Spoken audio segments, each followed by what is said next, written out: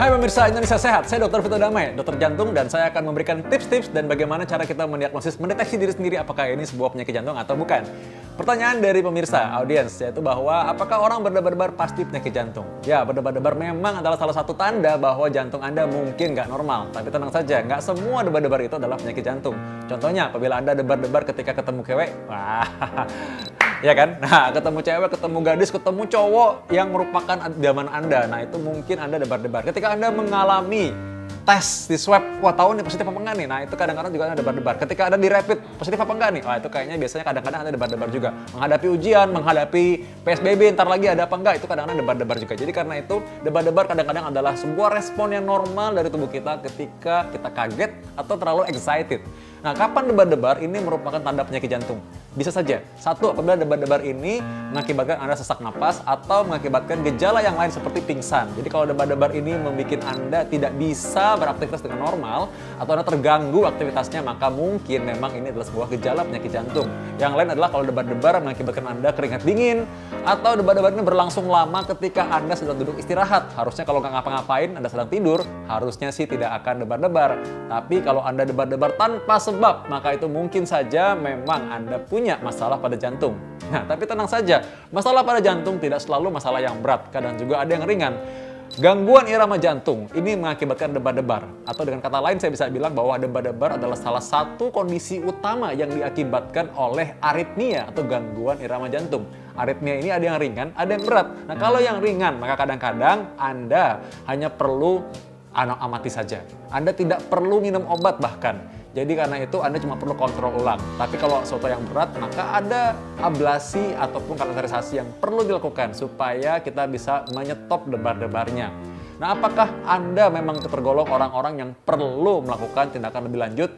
Cara tahunya adalah dengan cara yang mudah sekali, EKG atau perekaman listrik jantung. Ini bisa dilakukan ketika Anda di klinik atau alat tersebut Anda bawa pulang ke rumah dan selama 7 hari Anda akan diamati terus-menerus apakah memang debar-debar ini muncul nggak gangguan irama jantung. Ada juga alat yang bisa dipinjam selama 24 jam. Jadi sekali lagi bahwa debar-debar bisa merupakan reaksi yang normal, bisa juga merupakan reaksi yang tidak normal. Karena itu tenang saja, periksakan diri secepat mungkin apabila Anda merasa debar-debar yang tidak nyaman dan mengganggu aktivitas Anda. Daripada Anda khawatir, mendingan Anda tahu dengan cepat sebelum terjadi komplikasi. Sekarang pertanyaan dari audiens adalah apakah benar seorang yang stroke bisa mengalami penyempitan di kakinya? Nah, ini menjadi berbahaya karena kadang-kadang orang kehilangan jarinya karena harus diamputasi atau dipotong. Benar, karena seorang yang mengalami stroke mungkin saja punya penyempitan di pembuluh darah jantung, pembuluh darah kaki, bahkan pembuluh darah yang lain sebenarnya. Hanya kalau stroke itu memang terjadi ketika ada penyempitan pembuluh darah otak. Nah, orang yang mengalami penyempitan di pembuluh darah ini bisa juga mengalami penyempitan di pembuluh darah yang lain. Itulah sebabnya ketika orang mengalami stroke mungkin saja di kakinya juga ada penyumbatan. Mungkin di kakinya penyumbatan, mungkin di jantungnya juga ada penyumbatan, sehingga risiko serangan jantung atau serangan kaki yang mengakibatkan dia sakit terjadi bersama-sama atau mungkin terpisah. Karena itu mesti hati-hati. Nah, kapan sih seseorang mesti hati-hati dan bahaya kalau misalkan dibiarkan? Satu orang yang punya gejala stroke dan pernah serangan jantung, pernah pasang ring atau pernah bypass, atau pasien-pasien yang punya diabetes atau penyakit gula darah yang tinggi, atau orang-orang yang merokok. Orang-orang yang punya kondisi seperti tadi itu mempunyai kemungkinan penyempitan yang sangat tinggi sehingga kemungkinannya bisa menjadi menyumbat mendadak, itu berbahaya. Di kaki kalau menyumbat mendadak itu mengakibatkan bagian ujung jari menjadi pucat, tidak berasa, dan lama-lama kehitaman atau bahkan luka, dan akhirnya mungkin harus dipotong untuk menyelamatkan bagian yang lain.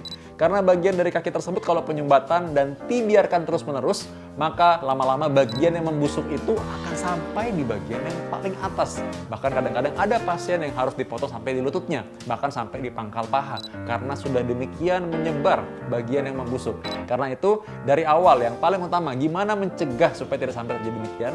Kalau Anda stroke, maka kita harus periksa juga bagian jantung dan juga pembuluh darah apakah ada masalah. Yang kedua adalah mencegah faktor risikonya.